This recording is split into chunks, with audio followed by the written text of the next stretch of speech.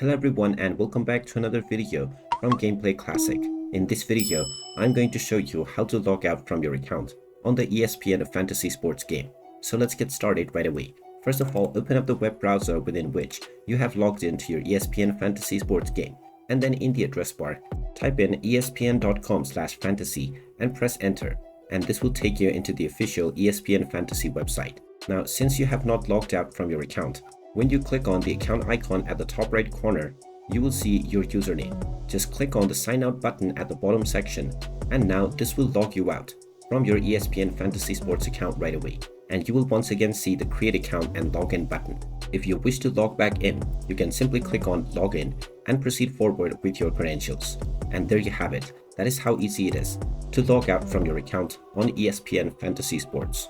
If you find this video helpful, make sure you hit that like button and subscribe to our channel if you haven't done so already. Also ring that notification bell to never miss another update from us. Thank you for watching, and I will see you again in the next video.